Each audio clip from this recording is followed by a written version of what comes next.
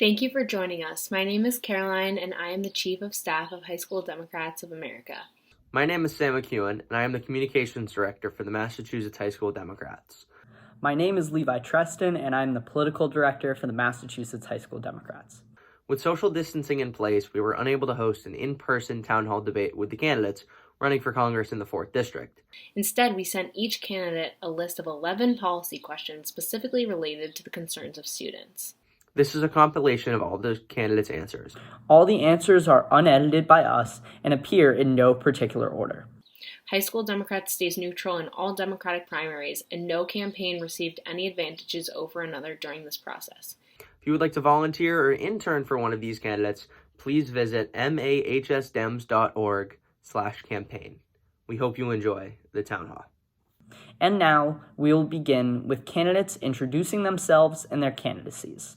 Hi, everyone. I'm Dave Cavell. I'm one of the about 500 candidates in the Democratic primary for the 4th District. Thank you for this opportunity. About me. I'm born and raised in Brookline, went to Tufts where I met my wife, and I've spent my career in public service. But why me? Why am I running for Congress, and why should you vote for me as opposed to any of the wonderful people who are also running for this seat? Well, I'll tell you why. 2 reasons. 1, I know this work. And 2, I know how to talk about this work, and I know how to get these things done. My first job out of college was as a public school teacher in the South Bronx in New York. And what I saw was a system that had failed every single one of my students before they ever walked into my class. That's because of structural inequality. It was because of systemic racism. And it was because of a system that needed changing. And I wanted to change it. So that's why I went into politics. I worked for Governor Deval Patrick. Then I went to law school and worked for President Obama and the First Lady in the White House. And that's why I also worked for Maura Healey as her senior advisor and assistant attorney general. I know this work. I've sued the NRA in court. I've investigated ExxonMobil. I've stood up on the big issues. But I also know how to talk about this work. And that's something that's really important. It's why Pod Save America's John Favreau endorsed me. Because the Democratic Party, we can't just be right on these issues. We need to explain why. And whether it's the Green New Deal or anything else, we need to build a coalition to get them done. That's what I can do. So that's why I'm asking for your vote. Hi, I'm Herb Robinson. I have an electrical engineering degree from Cornell, and I write computer software for a living. I'm pledging to do no more than 100 hours of fundraising per year, as opposed to the 30 hours per week that a typical representative does. Let me paint a picture of what a typical representative really does. This is arguably one of the most prestigious jobs in the world, but for 30 hours a week, they leave the Capitol building and sit in little cubicles calling up rich people and basically saying, "Your country has a virus. Give me your credit card and I'll fix it for you." If this was a stage in a theater, we would all be laughing in the aisles. And now that we have that stage, out walks the world's greatest clown, Donald Trump. And guess what? He fits right in. The reality is that we have allowed the money to turn our government into a farce, and that's what enabled Donald Trump to get elected. If we want our government to work for us, we need to stop voting for the money. I'm offering voters a unique opportunity to vote against the money, but it won't happen if people don't pass the word around. Thank you. I'm Jake Auchincloss. I'm currently a city councilor in Newton and chair of the transportation committee. I live in Newton with my wife, Michelle, our lab retriever, Donut, and our 1-week-old son, Teddy, who's actually joining me for these responses due to a little bit of a scheduling misalignment between my wife and me. I'm now on Teddy duty for this hour. I was born and raised in Newton and attended Newton Public Schools. After I graduated from Harvard with degrees in government and economics, I commissioned as an officer in the Marine Corps. And when I walked into that Marine recruiting office, I was there because I had grown up optimistic about the American idea, the idea that the condition of your birth should not affect the outcome of your life. As a kid, I wrote the Declaration of Independence by hand on my bedroom wall. My childhood portraits of the founding fathers are the one item that survived when my wife and I moved in together. The Marines were my chance to put this lifelong optimism about the American idea to work. I served in both Afghanistan and Panama, and while joining the Marines was the best decision I've ever made, it did make clear to me that I had signed a contract with a government whose priorities no longer reflect the American idea. For the entirety of your lives as teenagers, our country has been involved in wars overseas. That is not normal. In the context of American history, fighting wars for decades at a time is an aberration. We're fighting wars that don't need to be fought, in which no one has any idea what winning even means. And we need to end these reckless wars abroad and invest here at home in healthcare and transportation and infrastructure and education. Throughout my career, I've put service before self and have worked to deliver results for my constituents, my fellow Marines, and my colleagues. In Congress, I'll work to secure a Green New Deal that brings home funding for Massachusetts to reinvent its transportation system, to pass progressive gun safety and immigration legislation, and to guarantee healthcare as a right for every American. Now more than ever, Americans need their federal government to deliver results. I'm going to Capitol Hill to deliver results for my constituents here in the Massachusetts 4th. Great question. My name is Jessie Mermel. I'm running for Congress because the people and places that we love and the progress that we need to create a fair economy for everyone are under attack. And I've built a 20-year career doing the work that's necessary to create that fair economy. From the work that I did as the youngest person ever elected to the select board in Brookline, working with local activists to tackle climate change, to my time at Planned Parenthood here in Massachusetts, fighting for reproductive health care and reproductive justice, to the work that I did heading up the Progressive Business Organization here in Massachusetts, making the case for tackling economic inequality and social mobility by investing in transportation and affordable housing, tackling climate change, making sure we have equal pay, paid family and medical leave, an increase in the minimum wage, earned sick time, so many things that we know are necessary to make sure that people have access to opportunity. And I know that I can represent students because, well, I was a student activist myself, and because our campaign is largely powered by students. As a high school student, I raised money for the Wayne County Democrats back where I grew up in rural Pennsylvania. I went on to be the vice president of College Democrats of Massachusetts and the executive director of the Young Democrats here. Then, like I said, became the youngest person elected to the select board in Brookline. And now my own campaign is benefiting from the activism of high school and college students who are our fellows and who are making sure that we're going to cross the finish line in first place on September 1st.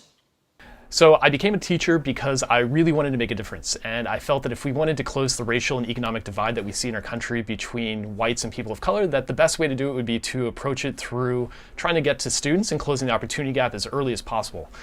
So I became a teacher and got my teaching degree and started working in Chelsea, Massachusetts, one of Boston's more underserved communities, and immediately found out that it wasn't actually the classrooms of the teachers that were the problem. We had actually fantastic teaching staff and great resources.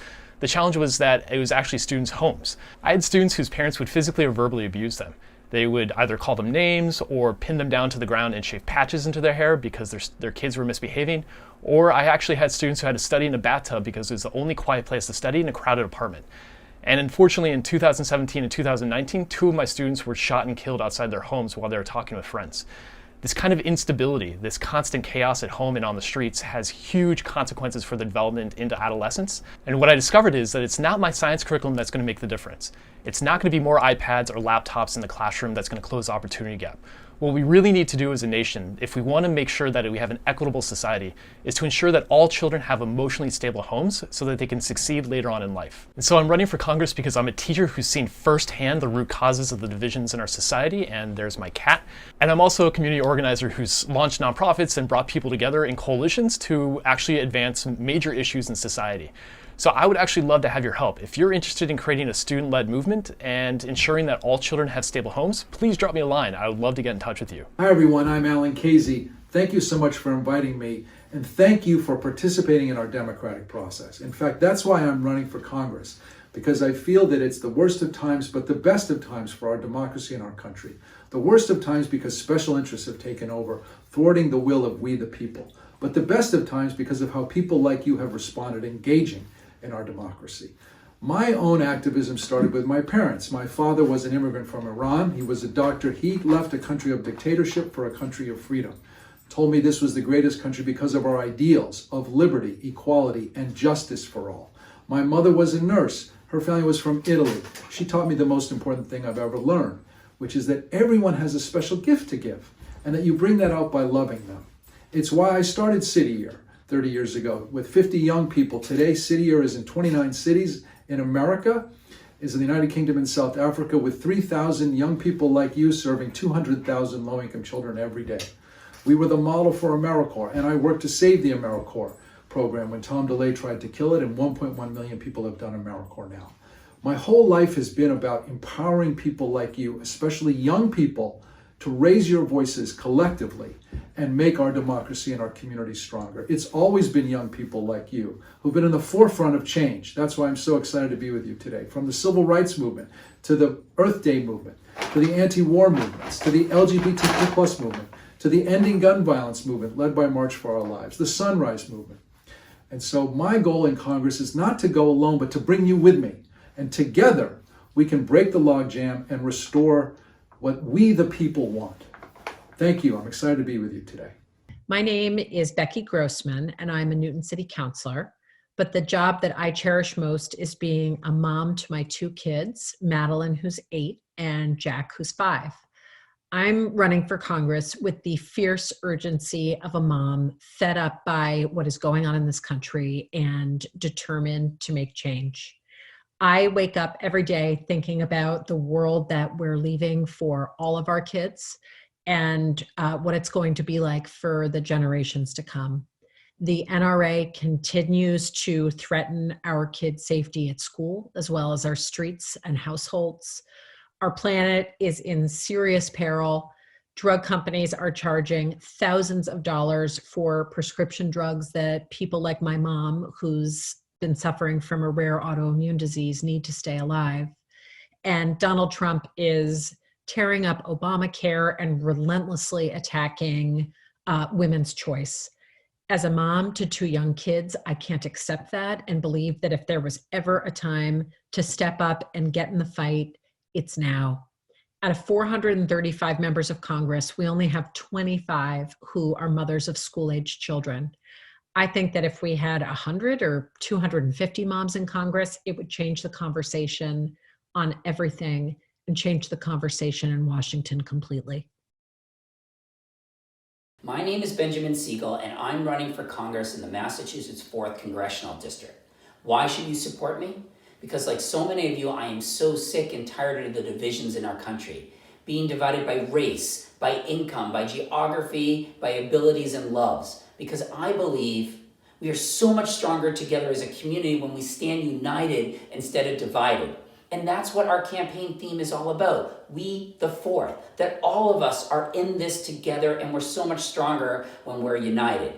And the foundation of any strong community is access to opportunities. That's what we're all looking for, whether you're from the wealthiest part of the district or the poorest. But in order to solve the biggest issues of the day, we need a leader who's a bridge builder, a connector, and a unifier. Someone who has advanced diversity, equity, and inclusion and doesn't just talk about it. And someone who has stood in the shoes of the majority of the district. I am that person and I am that leader. I'm the son of a Puerto Rican mom who's at least 7 generations in Puerto Rico, and I would be the first Latino ever elected to Congress in Massachusetts. And I'm the current president of the Hispanic Bar Association. I grew up in a blue-collar, middle-class family in the town of Braintree that is so similar to so many of the towns in the 4th Congressional District. I've worked in the government in the Democratic caucus, promoting a national Democratic agenda. I've worked in the private sector as a litigator in a national law firm, and I've sat on the boards of over a dozen nonprofit organizations, understanding and strengthening communities and building partnerships. In order to solve the big problems of the day, we need all 3 sectors, and I understand and have the experience of that. And we need a leader who's going to lift up all voices around us and unite us, because we, the 4th, means we are stronger when we are united than when we are divided. Hi, I'm Chris Sinettos, and I'm running to be your representative because I can't stand on the sidelines while my children and the rest of your generation inherit the dumpster fire of a government that we have down in Washington, and inherit a country in which a majority feel that they can't achieve as much as their parents before them. Just today, a study was issued that shows that 90% of your generation believes that the government is not serving the people well. Frankly, I'm shocked the number wasn't higher. It's time for us to take back our government from politicians who put political gain and staying in power ahead of doing the job we sent them to Washington to do in the first place: serve the people. I am not a politician. I'm a tech entrepreneur, and an education activist who's focused on making the opportunities of the 21st century economy accessible to everyone, not just the few. Your generation, more than any other, understands that this is a technology-driven world, that science and truth matter.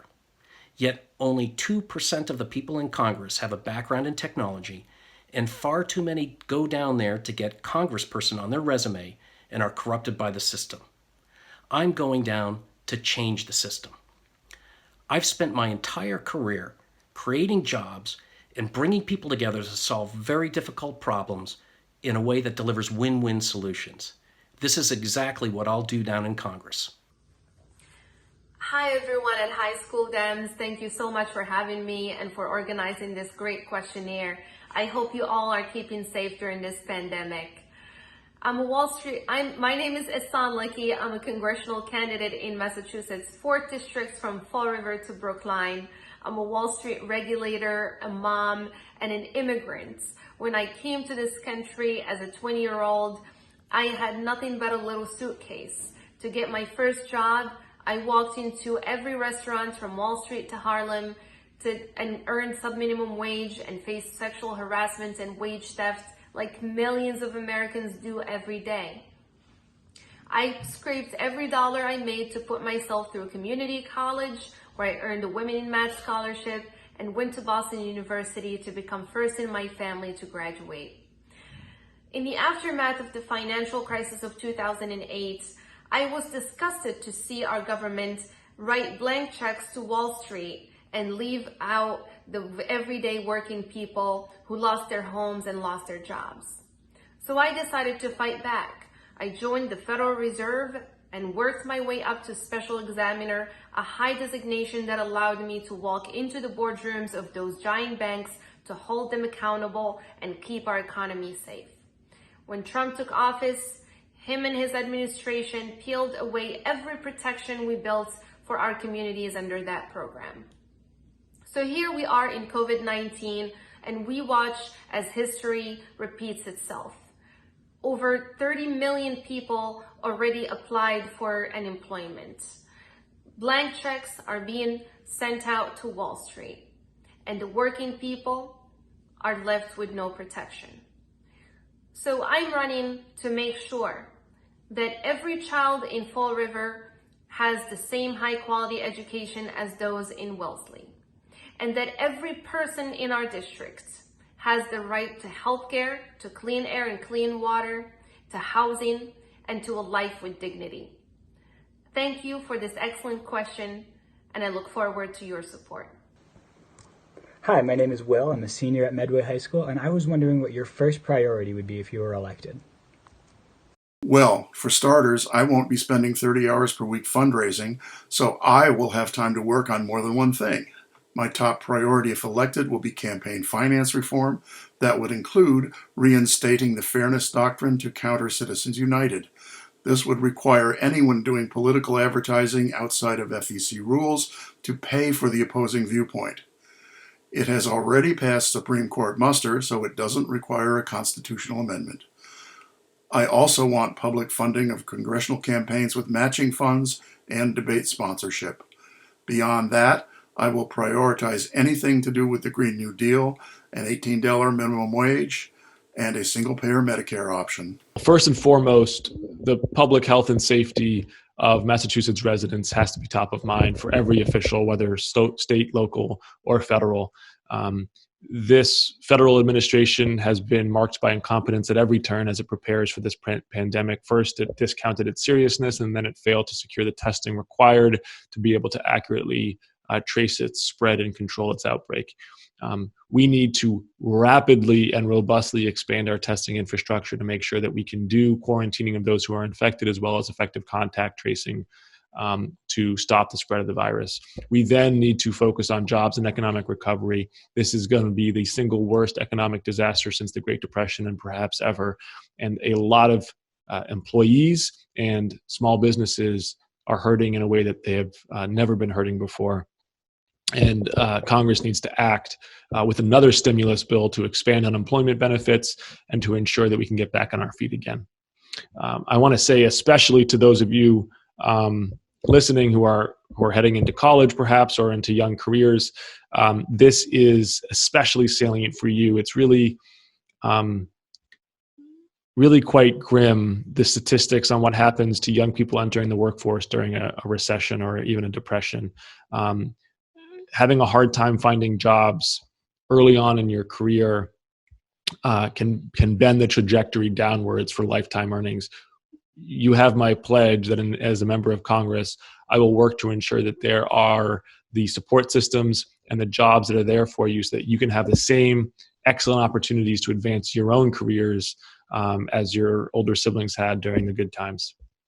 I've always been focused on creating an economy that works for everyone. I've been talking about a fair economy since we launched this campaign in October, and I feel even more passionately about it now in the face of this crisis that we're going through, which we know is disproportionately impacting people of color and vulnerable communities. So many things go into creating a fair economy. I'm going to be fighting for an education system that works for everyone. That includes higher education that people can afford, free college tuition for public 2- and 4-year colleges. That includes technical colleges, relieving student debt, Medicare for all, a Green New Deal, investing in transportation and clean energy and affordable housing, reproductive health care, paid family and medical leave.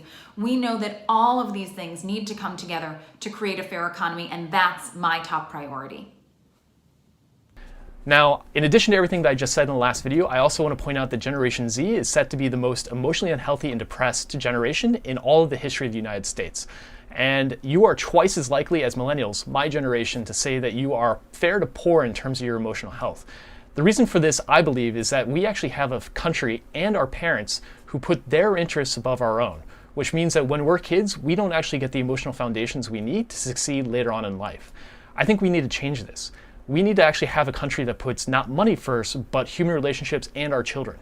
And this actually has huge consequences for how we develop into adulthood. So my number one priority in Congress would be to pass paid family leave so that all parents can stay at home and create the stable emotional attachments that children need to succeed.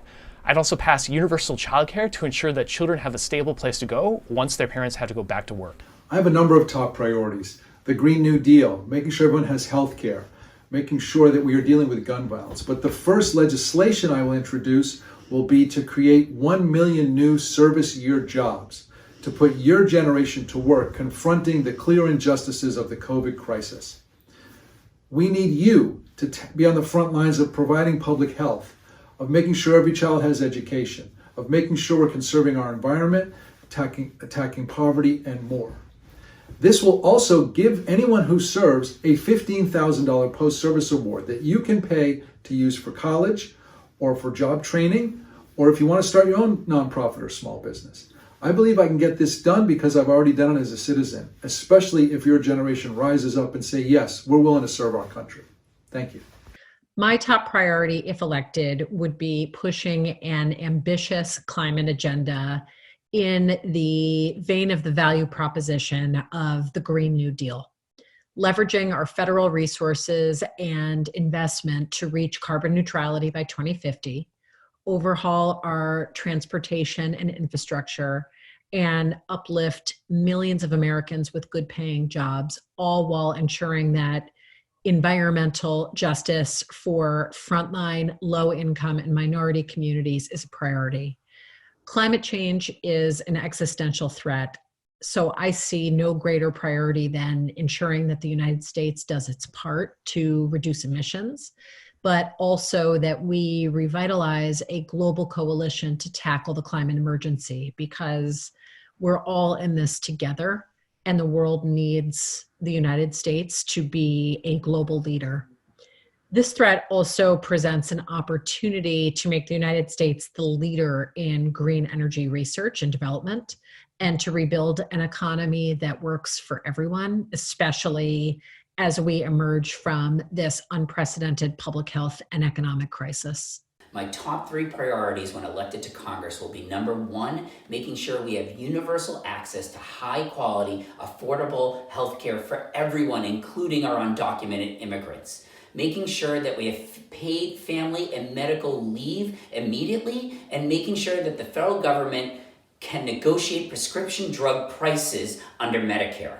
Number 2 will be making sure that we have high quality education from universal pre-K through high school, and then high quality, affordable higher education, as well as high quality, affordable adult education for those seeking to transition from one industry to another. And finally, I would immediately try to pass comprehensive and compassionate immigration reform to make sure there's a pathway to citizenship for the 12 million plus undocumented immigrants, and there is permanent status for our TPS holders and for our youth immigrants known as Dreamers.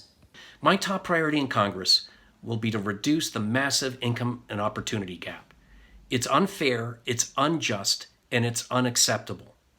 My father immigrated here with $100 in his pocket, and along with my mother, built a great life for our family that enabled me to get a great education.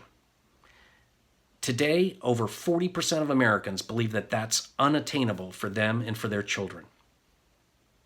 Prior to COVID-19, we had the best economy we've had for over 100 years. But only the rich got richer.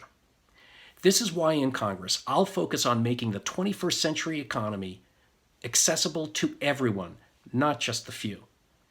I'll do this by making community college tuition-free for students who study in the areas that drive economic growth. By ensuring that everyone has access to adequate, quality health care, regardless of their income. I'll make sure that we invest heavily in clean energy solutions and energy-efficient transportation, in affordable housing, and ensuring that people can earn a living wage. Only when we do this will we reach the promise of America.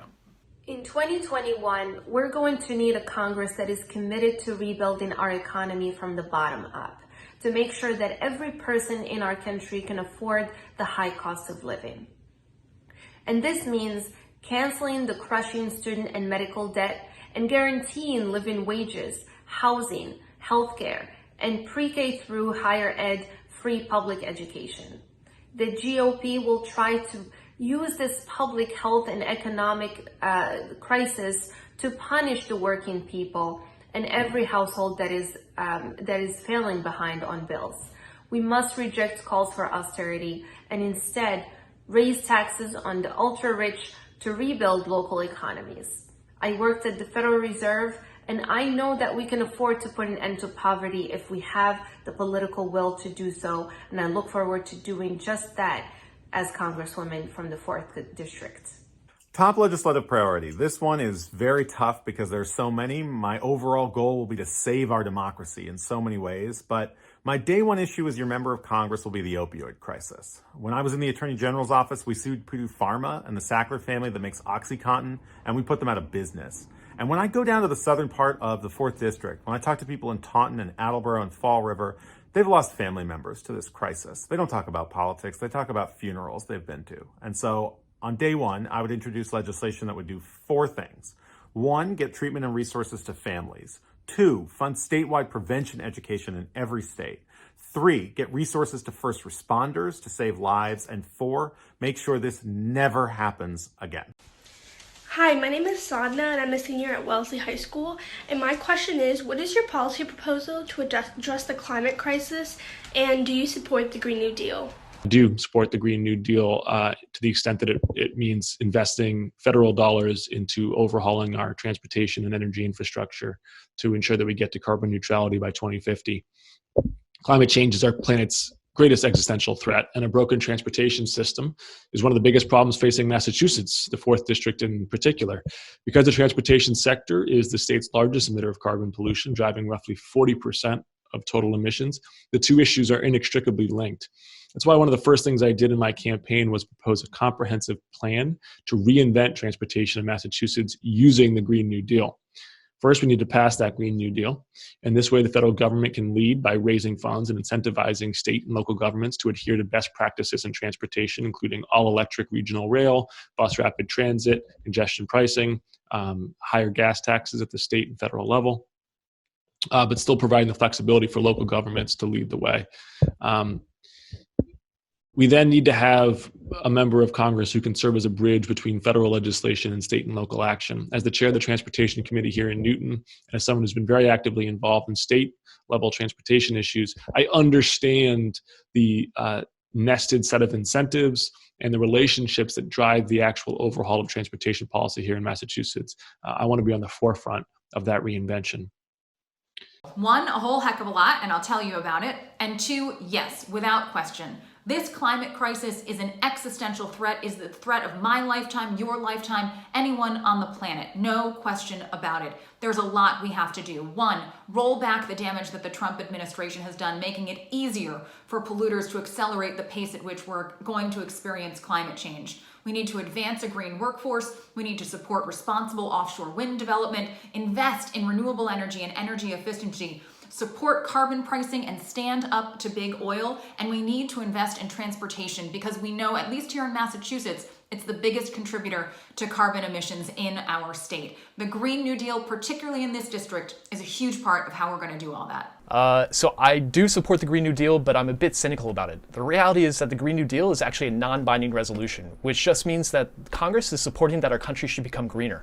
It's kind of like if we went to war and we passed a bill that said we support our troops. That's great. I support our troops too, but that doesn't actually create any kind of change in society. It just means that we support something.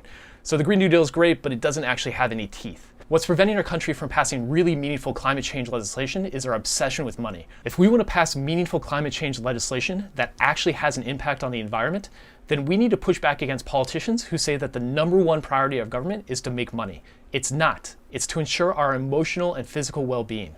That also includes passing a Green New Deal that has teeth. I was out walking our dog Zuzu with my 11-year-old son Reese, and he turned to me and he said, "Dad, I'm really scared." And I said, "Reese, why are you scared?" And he said, "Because we're killing the planet, Dad. It won't be here for me and my children." That's why I am a strong supporter of the Green New Deal. This is personal for me. My 11-year-old son gets it that climate change is an existential threat. It's an energy issue, it's an economic issue, it's a jobs issue, it's a health issue, it's even a national security issue, and we must deal with it.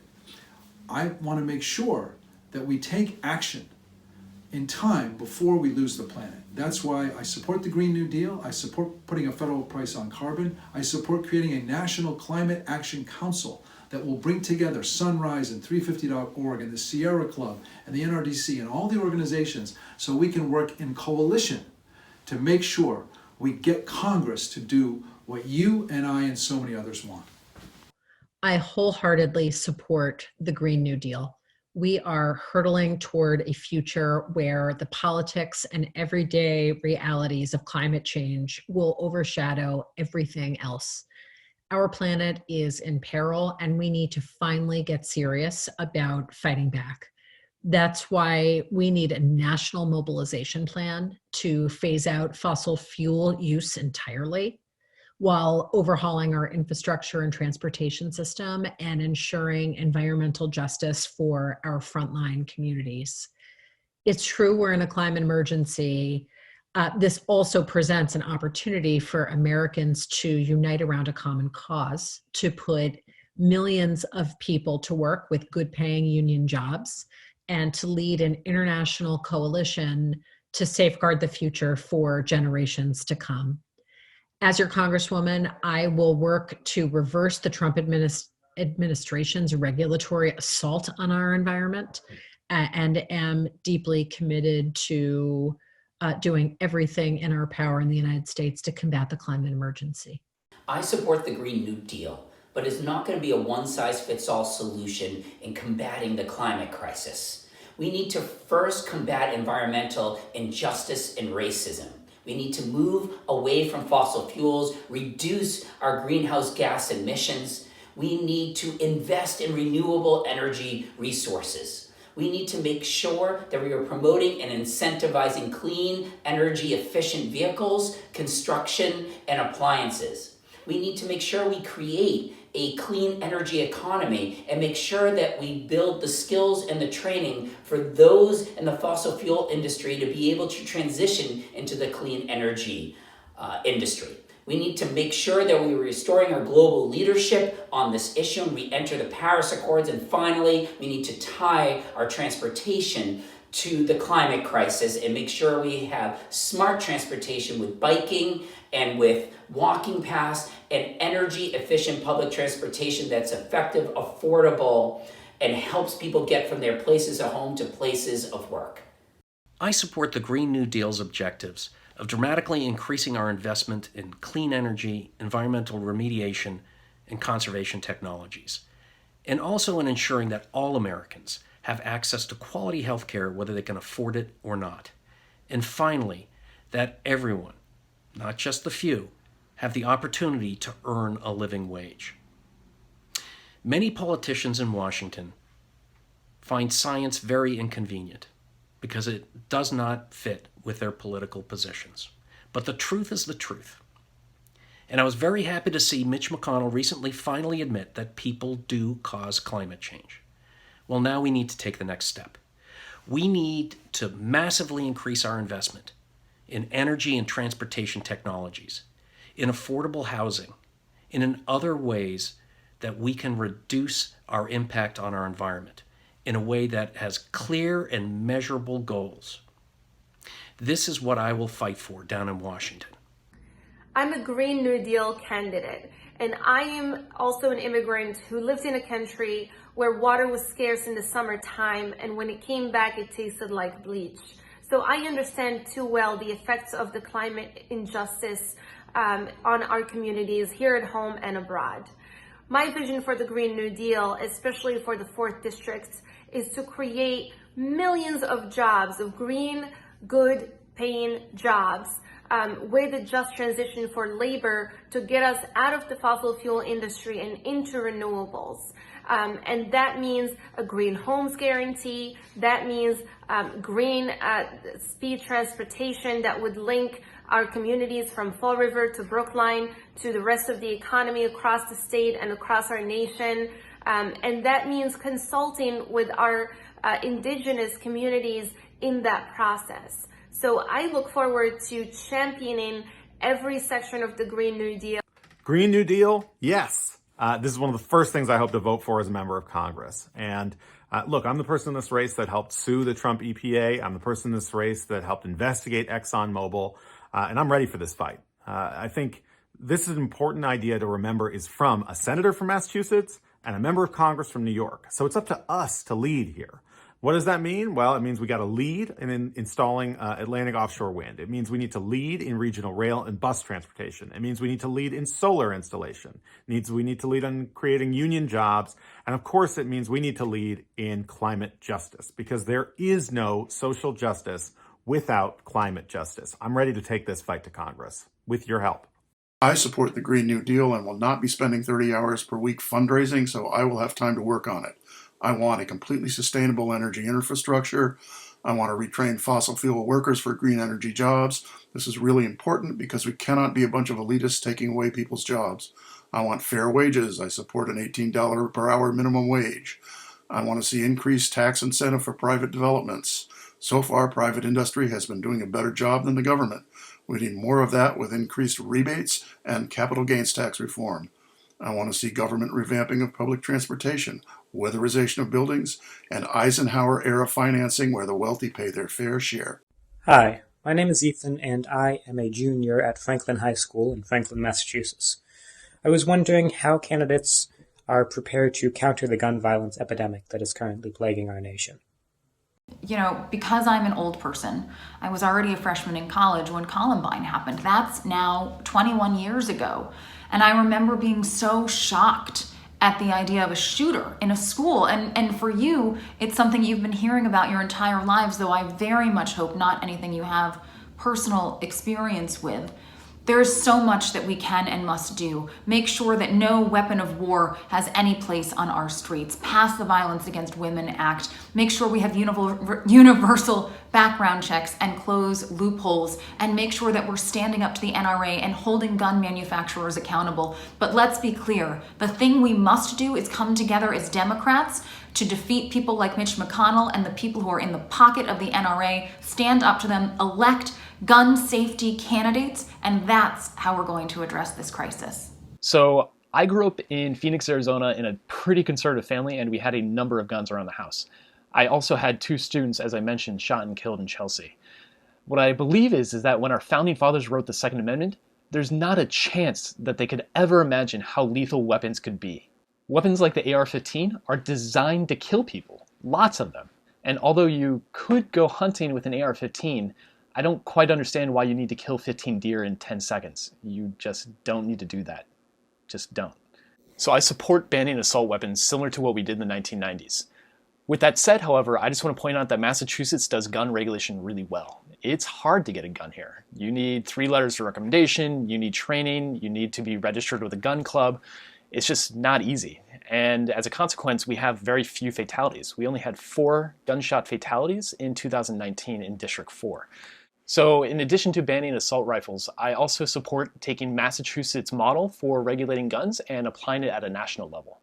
We have to take on the scourge of gun violence in this country. 100,000 people a year are losing their lives. That's why I was excited to partner with March for Our Lives, working to build the 800 sibling marches all over the country. 2 million people participated. I fully support the March for Our Lives agenda to take on the scourge of gun violence. I also have an idea, which I've done before. When I led the effort to save AmeriCorps, we did something unprecedented. We invited people to come to Washington and testify inside the Capitol for 100 hours straight. I want to do the same thing, only I don't want to limit to 100 hours. I want you and your friends and everyone else who believes we have to end this terrible pandemic to come to Washington and testify. And I know if we keep that up, we will eventually win because 80% of the people agree we need to take on this issue. As a mom to an 8 and a 5-year-old, when my husband and I dropped our son Jack off at kindergarten earlier this year, in his first week of school, I had to fumble to find the words to explain to him what it would mean to run in a zigzag pattern or find a quiet place to hide in his classroom if a school shooter were to show up there. That is not a conversation that any parent should have to have with their child, or a fear that any child should have to live with going to school. That's why I want to go to Washington and take on the NRA, because that is the only reason we can't make common sense gun legislation a reality in this country. And it starts with getting the money out of politics. Gun violence is an epidemic. It is a healthcare, it is a safety, and it is an economic issue. We need to immediately ban assault weapons. We need to immediately ban high-capacity magazines. We need to have gun identification requirements, and we need to have stronger gun licensing laws. It should not be easier for someone to get a driver's license than it is for them to get a gun license and gun registration. We need to make sure we have a federal universal background check and a background check on ammunition. Gun violence is a public health crisis. The gun lobby promotes a false choice, that if we take steps to protect our community, it will eliminate our Second Amendment rights. This is ridiculous. I believe that common sense gun control measures can greatly reduce the danger to our children, to our families, to our community. There is no need for our citizens to own assault weapons with high-capacity magazines. Internet sales and private sales of guns should have to follow the same rules for background checks that gun stores do. And finally, I am a strong supporter of red flag laws that allow families and law enforcement to petition the courts to temporarily remove weapons from at-risk individuals. These steps will protect us and still protect the Second Amendment. As someone who had been personally affected by gun violence, I understand too well what it's like to be a mom who's worried about my daughter to go to school and has to teach her how to stay safe, to understanding how a parent in a community of color who has been affected by gun violence over generations has to teach her child how to be safe when going to the corner store. So we have to make sure that we understand the racial justice when we talk about gun violence. But there are some core policies that can help us make some strides. We have to implement universal background checks disarm domestic abusers, put monthly limits to purchases of guns and ammunition, repeal gun industry immunity, and mandate insurance on gun ownership like we do with cars. This is one of the top issues of our time, and I'll be honored to lead on it in Congress. It is a travesty that you all have to do active shooter drills in your schools. It's a failure of national leadership. So here's what we have to do. Massachusetts has the lowest rate of gun violence in America. And it's not a mystery why. It's because we have strong gun laws and we enforce them. We need to take those ideas national. That means a national assault weapons ban, a limit on high-capacity magazines, national tracing, and more funding for research. But the other part of this is you all are leading on this issue. And if the Parkland students were old enough to get shot in their school, then I think they're old enough to vote too. That's why we need to lower the voting age to 16, get dark money out of our politics, and make sure that the NRA does not speak louder than all of you. Well, I have the approval of Moms Demand Action. Of course, I'm pretty sure every Democrat in this race does because we all want effective national gun control. The problem is we don't have the support we need in Congress, and we won't get it unless we do something about the money. The NRA is able to maintain control because they pour money into campaigns. The NRA can just steamroll over other candidates in many districts, even when the NRA doesn't have a clear majority of support. That's because they have the money and they can use it. Plain and simple, as long as Congress thinks their number one job is fundraising, not taking care of constituents, the NRA will keep winning. When I was in the military, I slept, ate, trained, and patrolled with an AR-15 for 4 years. These weapons are not the arms that our founders had in mind when they passed the Second Amendment 229 years ago. It angers me to see the epidemic that gun violence has become, one that plagues our schools, grocery stores, places of worship, and one that disproportionately affects minority communities. In developing my comprehensive gun safety plan, I consulted with March for Our Lives to be sure that I understood the youth perspective within the American gun violence epidemic. And my plan for gun safety at the federal level calls for a host of measures that must be prioritized immediately. Red flag laws, a federal assault weapons ban, and mandatory buyback, mandatory liability insurance for all gun owners, a phase out of concealed carry everywhere, and community solutions and violence intervention, such as been pioneered by the Chicago Gun Violence Intervention Lab. The epidemic of gun violence in America needs to end, and we need bold leadership in Congress to make that happen. I will happily take on the NRA, and I think my background as a veteran, as someone who understands weapons, but understands where weapons belong in our society, I will be especially effective as a messenger of the Democratic Party. What is your plan to deal with student debt?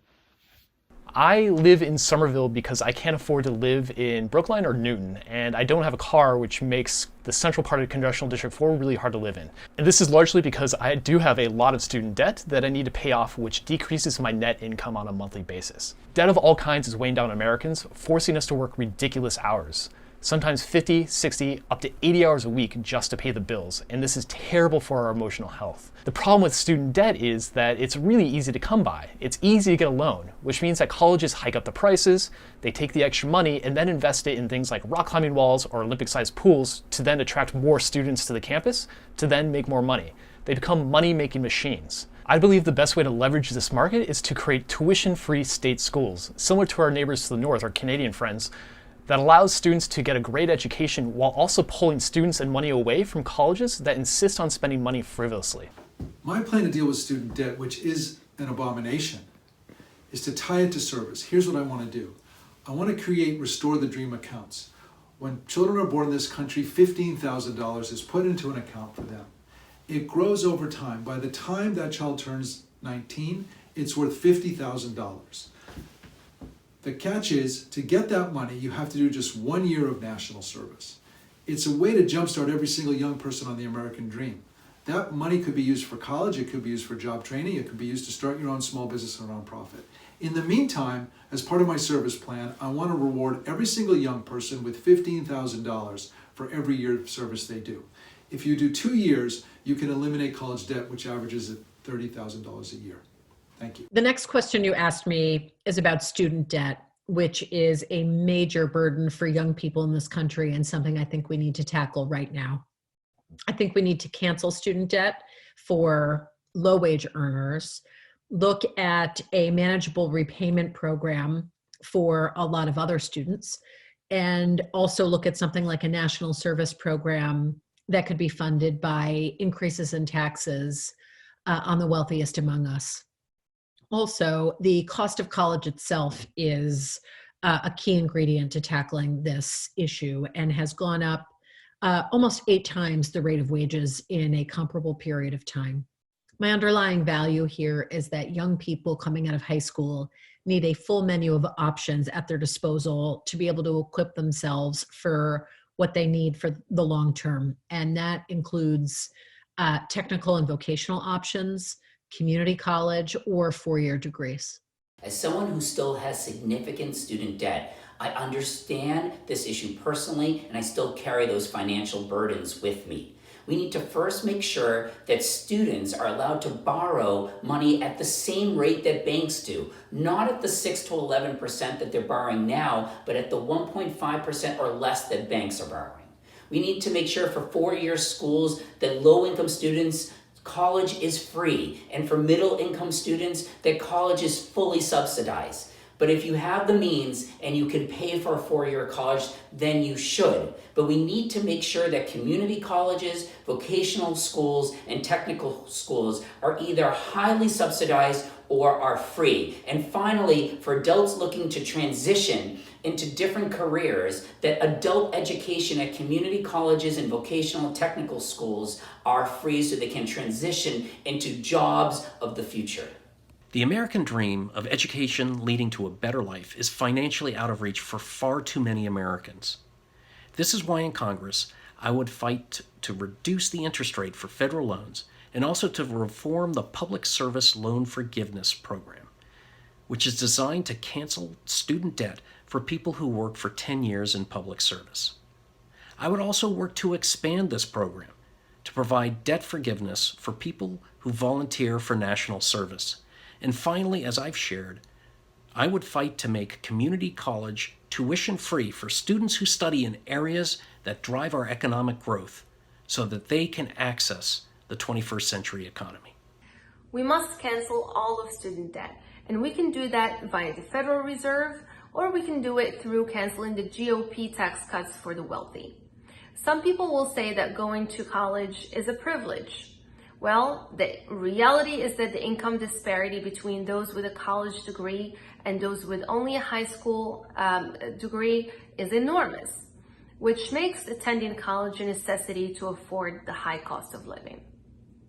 We can afford to cancel all of student debt, and we should, because it makes zero economic sense to have millions of workers live with unmanageable debt and hold them from the opportunities of starting small businesses and starting families and homes.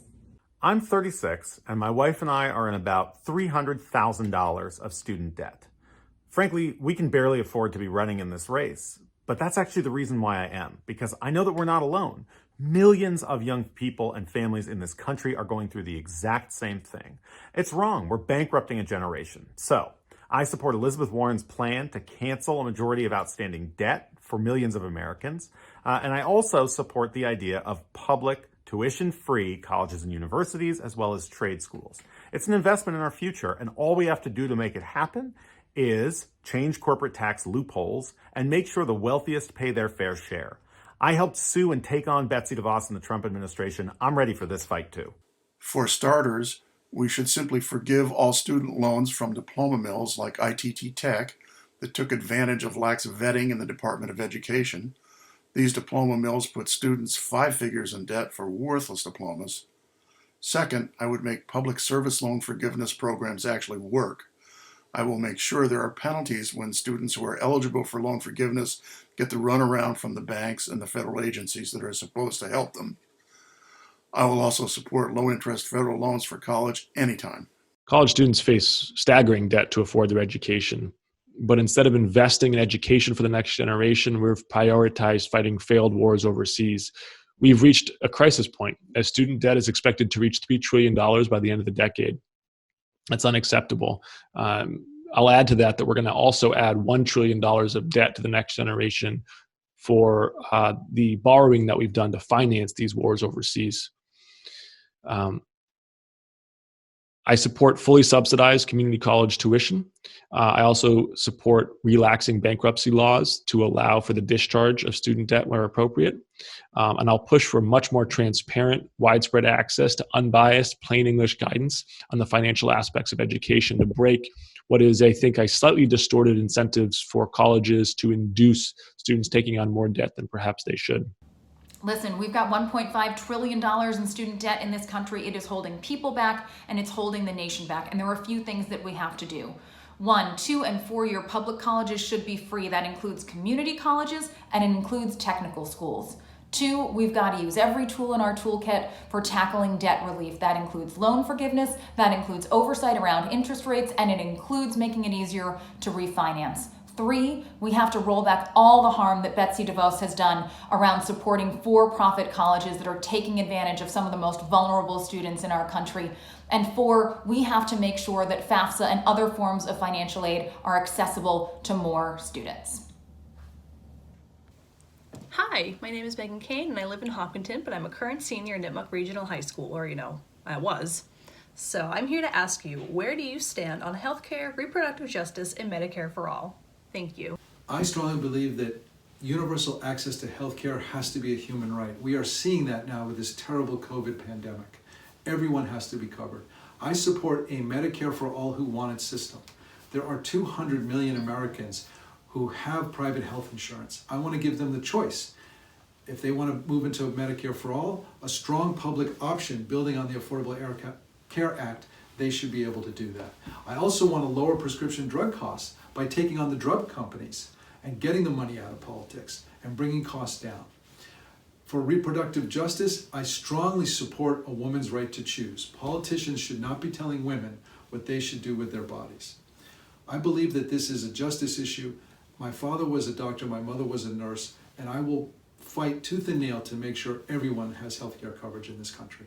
I believe that healthcare is a human right, and my underlying value on this is that I want to see quality, affordable healthcare available to everyone as quickly as possible. Nothing short of universal coverage is acceptable to me. I support a public option because I see that as a way to get as many people covered as quickly as possible. And we have no time to waste because families are in crisis. When it comes to reproductive justice, politicians have absolutely no business interfering with or dictating very personal decisions about reproductive health. A woman's choice is between her and her doctor. As a member of Congress, I will do everything in my power to fight back on the relentless attacks by the Trump administration and Republicans on women's personal and constitutional rights over their lives, health, and bodies. All women should have the resources, the rights, and the respect to make their own health care decisions. We need to immediately repeal the Hyde Amendment and immediately codify Roe v. Wade into law. The ultimate goal is we need to have universal access to high quality, affordable health care for everyone, and that includes all our undocumented immigrants, because we see how important that is even today during this COVID-19 pandemic. We need to immediately pass paid family and medical leave. I know this personally because I have 4 young kids, and for 2 of our kids, my wife worked at the federal government and didn't get 1 day of paid family and medical leave for 2 of our kids. We need to make sure that the federal government can immediately negotiate prescription drug prices under Medicare. And finally, we need to make sure that we expand Medicare from 65 down to 50. It's a disgrace that in the world's richest country, tens of millions of people don't have adequate health care. Ensuring that everyone has access to quality healthcare services isn't an economic issue, and it's not a political issue. It's a moral issue. The government shouldn't take away private insurance from people who like their health care, but it should provide a public option to make sure that people can get access to quality healthcare services even if they can't afford it. I also believe that women, and not the government, should make the decisions about their own bodies. Reproductive health care is a right, and this is why I support the repeal of the Hyde Amendment, which limits the ability of women from low-income backgrounds from getting access to reproductive services? I believe in healthcare as a human right.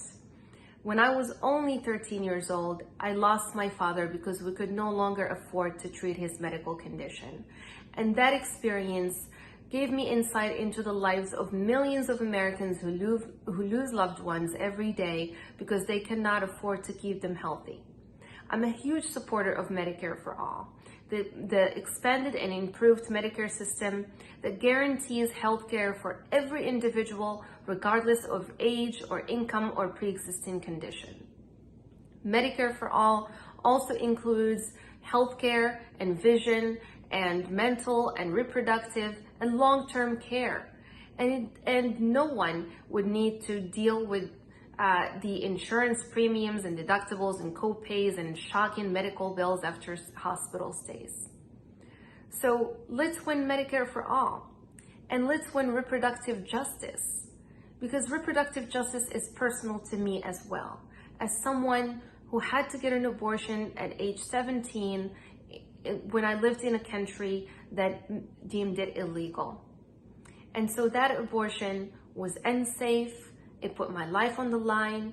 It was traumatizing. And I believe that, at least here in America, no one should have to go through that experience that I went through. And I would work my hardest to make sure that reproductive justice is at the center of the decision-making table as we fight for Medicare for all together. I was the first candidate in my race to endorse a presidential candidate, and I endorsed Elizabeth Warren because her Medicare for All plan was focused like a laser on the tragic, heartbreaking stories of healthcare in this country. We're seeing it in this crisis. Millions of Americans have lost not just their jobs, but also their healthcare. That's wrong, and we need to move to a system that guarantees every American the basic human right of healthcare. Now, we also have to understand that women's health care, particularly abortions and particularly for poor women, have been under attack for a generation. That's why we need to lead. We need to pass the Roe Act here in Massachusetts, and I promise every single day to work alongside Planned Parenthood and NARAL, as I did when I protected health care for 55 million women under the Affordable Care Act in the Attorney General's office. As your member of Congress, I will make sure that a woman's choice is between her and her doctor and no one else. That's my commitment to you. I support an immediate single-payer Medicare option for the ACA, and I want it rolled out incrementally starting in areas with the least private insurer participation. This would give us time to define a universal health care plan which has support from 70% of the voting public, not just the 25% of activists who support Medicare for all now. The biggest problem with implementing universal health care isn't the policy, but a very real people issue. People get very scared when you talk about messing with their health care. They need time to get used to the idea of a new system. There is a very clear pattern that we have seen twice now. Mess with health care in a hurry, and you lose the House and you don't get anything done. And oh yeah, I am pro-choice. I grew up in a healthcare family, so this is particularly personal for me. I see this issue from the professional perspective of my family members who have worked in medicine. From a personal perspective, as I've navigated long-term illness with my family. And now from the most personal perspective, as my wife and I just welcomed Teddy last week. My approach to healthcare is shaped by three guiding principles. One, healthcare is a human right, not a job perk. Being sick is scary enough without having to worry about going bankrupt because of it. Number two, women must control their own reproductive decisions. I'm a strong supporter of the Roe Act here in Massachusetts and will continue to be a champion for women's reproductive rights in Congress.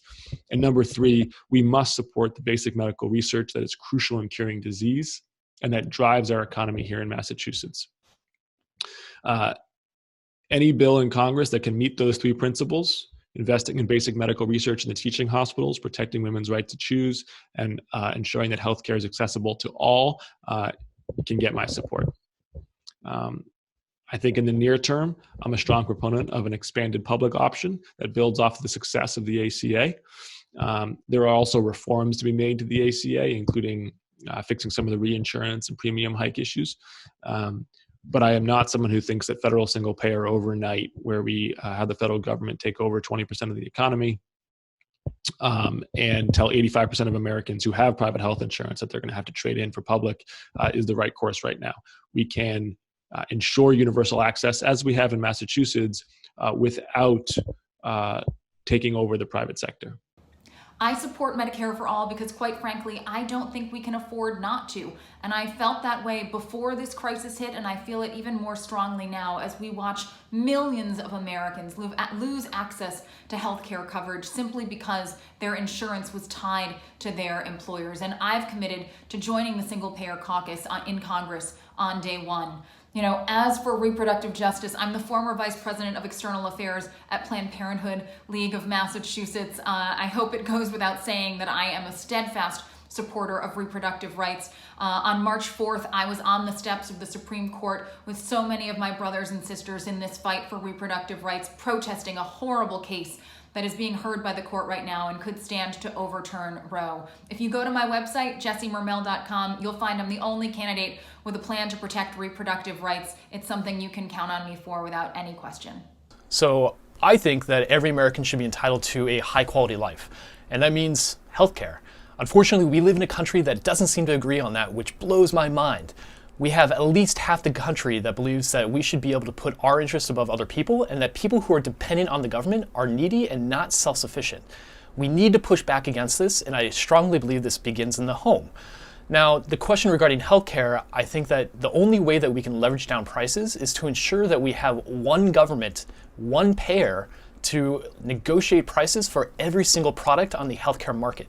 The healthcare market is now 20% of our economy, which is mind-boggling, and we need to drive these prices down. Now, along with single-payer healthcare, I also strongly believe in reproductive justice, which means that every single woman, regardless of economic status or their race, should have access to facilities that allow them to take control of their bodies and ensure that when they are ready to have children, that they are able to do so in a way that allows them to be economically ready to take that child into the world. So the answer is yes. I strongly believe in single-payer healthcare, or Medicare for all. And a major component of that is reproductive justice so that women can take control of their bodies regardless of their socioeconomic status. Hi, I'm William Kamani. I'm in the 10th grade and I go to New Heights Charter School.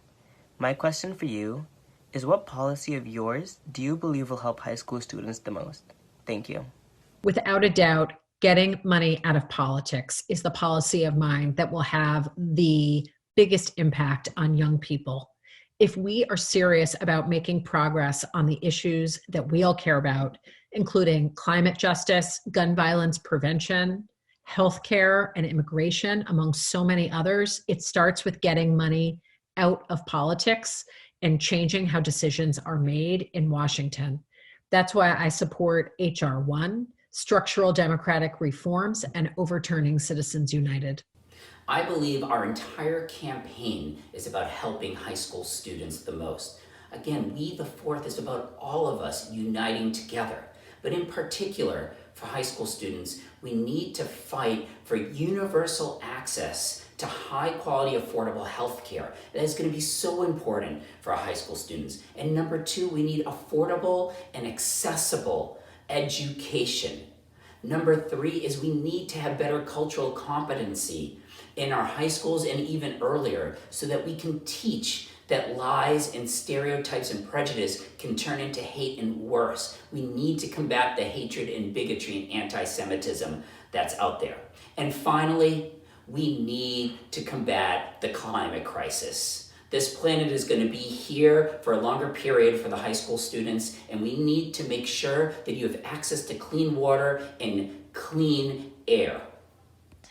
As I've shared, I'm a passionate believer in education as a driver of social mobility and financial security. Over the next several decades, the technology revolution will continue to be a driver of our economy and a creator of jobs. Yet companies continue to only look to hire people with four-year college degrees. There are so many in our community who can't afford 4 years out of the workforce, much less the tuition for a four-year college degree. This is why I will fight to make community college tuition free in the areas that lead to these jobs for our high school graduates and for adults who wish to be retrained for a new profession. And I will hold companies accountable to offer internships and apprenticeships as an on-ramp to these professions. I think the policy that will help high school students the most is also the policy that will help America the most, which is protecting and saving our democracy. That starts with lowering the voting age to 16 so that most of you watching this can vote as you should be able to. It also includes ending partisan gerrymandering, getting dark money out of our politics, expanding early voting and same-day registration, automatic registration. Look, Stacey Abrams should be the governor of Georgia, and she's not because the strategy on the other side is to prevent people from voting at all. That's wrong. And I think it's also about expanding and ensuring that everyone's voice is heard and everyone is at the table. We need a diversity of voices now more than ever, and that's what I want to do as your member of Congress. I'm working to get the money out of politics. In the long run, getting money out of politics will have the most benefit. Currently, the only people who really matter to your representatives are those $2,800 donors. These donors don't care about scholarships. They don't care about vocational education. They don't care about minimum wage. In fact, they don't care if you can go to college or even get a job. If you don't fix the money, nothing else gets fixed. Climate change is the most pressing issue that this planet faces, I think, in the long run. Obviously, right now, COVID-19 and the pandemic are front of mind, and of course, we need to take that on. And climate change is one that particularly affects the younger generations. You're going to be the one who inherits this planet. My comprehensive plan to address climate change while addressing transportation is transformative and it's sustainable. It gets us to carbon neutrality by 2050, and it puts into place policies that will leave the planet healthier than we found it. Instead of focusing on car-centric planning and development, my plan calls for investing in rail, bus, walking, cycling, mixed-use development, so that the cities and towns that you'll be inhabiting in the future are going to be better places to live, healthier places to live with reduced rates of asthma and other respiratory illnesses, and of course, greener places to live. Hey, I think I've got an agenda that is great for high school students, from the work that I'm going to do around tackling the cost of higher education, for fighting for Medicare for all and reproductive health care. I think that I am going to be a fantastic representative for the high school students in this district. But if I had to single out one thing, it would be the work that I'm going to do around tackling this climate crisis. We know that everything else is moot if we don't have a planet to live on safely and healthily for ourselves and for the generations coming behind us. I'm going to fight for a Green New Deal, for investments in clean energy. I'm going to hold big oil and polluters accountable, and I'm going to make sure we're rolling back all of the damage that the Trump administration has done. If there's anything that I'm going to do that's good for high school students, I believe that tackling climate change will top that list. So if you can't tell, my entire campaign is centered around this question. I'm a former teacher, and I strongly believe that if we can address the core issues that affect students when they're young, it's going to have massive consequences for their success later on in life and adulthood. So to really get to it, the one policy that I feel the strongest is going to be definitely paid family leave. Now, I think that this should be one of the top priorities of our nation. This should definitely be up there with global warming in our healthcare system. But the reason that it's probably not is because most of us don't even remember our childhoods when we were the most vulnerable. Up to half of Americans have had childhoods where their parents weren't able to give the emotional foundations they need to really succeed later on in life. When we needed love and support, many of our parents were either angry, frustrated, emotionally distant, or were not just physically there because they had to go back to work. If we want high school students to thrive, we need to ensure that all parents, regardless of socioeconomic status, have access to paid family leave so that they can stay at home and raise their kids in a safe, stable environment. As I mentioned, I have a 17-year-old daughter and an 11-year-old son. The needs of high school students are literally in my household, and they educate me every single day. Here's what I will do. First, my service plan. Second, I want to make sure that there is mental health coverage for all healthcare plans, including for high school students. We should have counselors in every single high school. I want to make sure that the LGBTQ+ community is protected. I support DACA and a path to citizenship so that our young people who have come here as undocumented immigrants have a life and come out of the shadows. I want to make sure that we listen to high school students in everything we do. And I will do that because I have young people running my campaign, and they are at the front and center of everything that I care about. If elected, how specifically will you be accountable to the desires of high school students who can't vote yet? I believe that high school students are not just the leaders of tomorrow, but they are leaders today, And we need to understand their needs and their perspectives. And those needs and perspectives need to be around decision-making tables. I have fought for that for the last 20 years in the nonprofit world and in the private sector. And I will make sure that my campaign, and then when I am congressman, includes high school students around the decision-making table. We will make sure that there are at least 2 high school students from every city and town in the 4th Congressional District around our advisory table, helping us move our community forward. Because we, the 4th, our campaign theme means everyone. And it's not just based on what your age is, it's about all of us working together, being united, and being stronger. Politicians make a lot of promises and then try to wriggle out of them or try to make you forget them. The reality is, to hold anyone accountable, including me, the best way is for you to vote. So please, vote.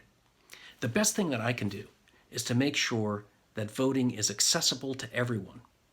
But beyond that, I promise, if elected, that I will visit every high school in the district during my term to listen to your ideas and concerns and to have a dialogue about how we can make America a better place for everyone.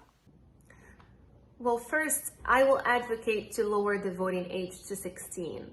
And second, you all gotta know that I'm here to serve you.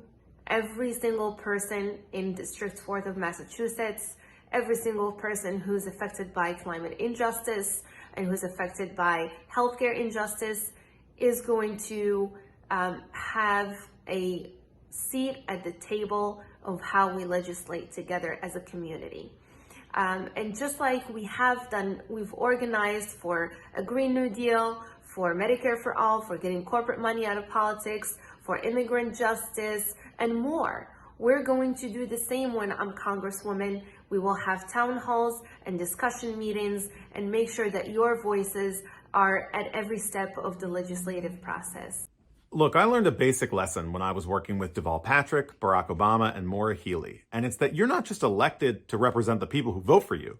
You're elected to represent everyone. And that's what I would do as your member of Congress. Hopefully 16 and 17-year-olds would be able to vote very soon after I was elected. But no matter what, I'm going to represent people who are too young to vote for me. I'm going to represent undocumented people. I'm going to represent people who have been disenfranchised because of a felony conviction or for some other reason.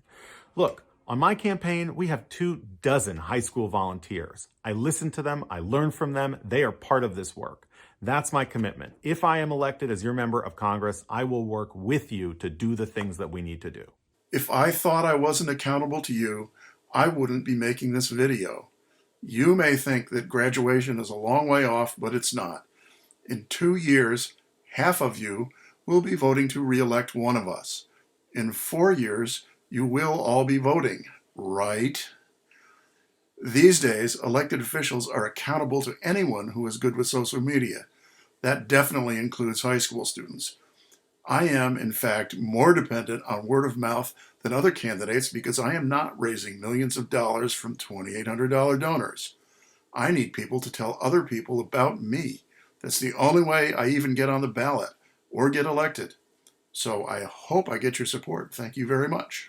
I've made it a point to speak with high school students throughout this campaign. And indeed, as a city councilor in Newton, I have always had a robust high school intern presence on my campaign so that I can hear from student voices directly. We've done in-school visits, and then in the absence of in-school visits, now that the pandemic has struck, I've hosted a series of virtual high school chats in which I've answered questions and addressed issues important to students, including about climate change, healthcare, gun policy. I'm the youngest candidate in this race, and I take that responsibility seriously as someone who needs to be especially a voice for the youngest generation. I'm committed to understanding the opinions and concerns of high school students, even those who cannot yet vote. And the desires of high school students who can vote, right? We know some of you have already turned 18. Listen, I don't have all of the answers. You don't have all of the answers, but together, I'm pretty sure that we can do some great stuff. It's why I've already been to 2 different high schools in the district talking to people about what their desires and concerns and fears are. It's why we've got this incredible crew of high school and college student fellows who really are the beating heart of our campaign. And I'm going to take the same approach to being a member of Congress because, quite frankly, I need you in order to do the best possible job. I need your brains, your passion, your ideas. It is essential. I'm going to come to you, and I hope you'll come to me. My door will certainly always be open.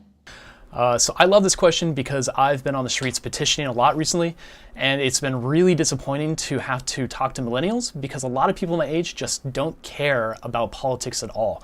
They're extremely disconnected. And so if we could get Generation Z and your generation behind politics and actually get them politically engaged, it would be thrilling because our country would look very different. So one idea that I get really excited about is this idea of having a board of high school students to whom I would be held accountable to.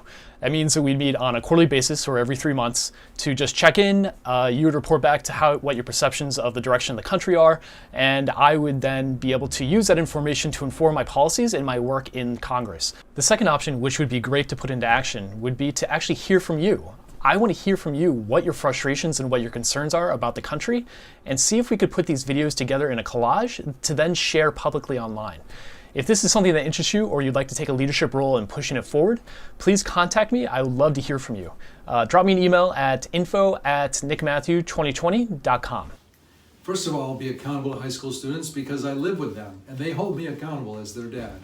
Secondly, I have young people running my campaign. My whole life has been about empowering young people, starting with City all the way to democracy entrepreneurs. I believe in you. I know you are not the future leaders. You're leading today.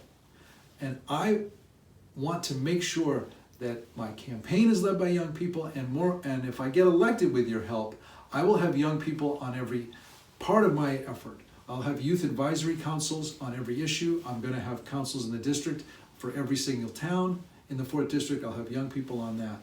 I believe that you are ahead of the curve. Your generation is all about justice, and that's been the cause of my life. So I can't wait to work with you and be held accountable by you because I want to put you front and center. Thank you. As a mom to an 8 and 5-year-old, I wake up every day thinking about the issues before our country through the lens of young people and what's going to safeguard their long-term best interest. As a city councilor, I had office hours in each of the 8 wards, not just my own neighborhood, because I wanted to be accessible to all voices. And I'm going to do the same thing in having office hours in each of the 34 cities and towns in my first term as a member of Congress. And I'm going to be readily accessible and available to youth voices and to make sure that our team is readily communicating, available, and here for you and the issues that you care about.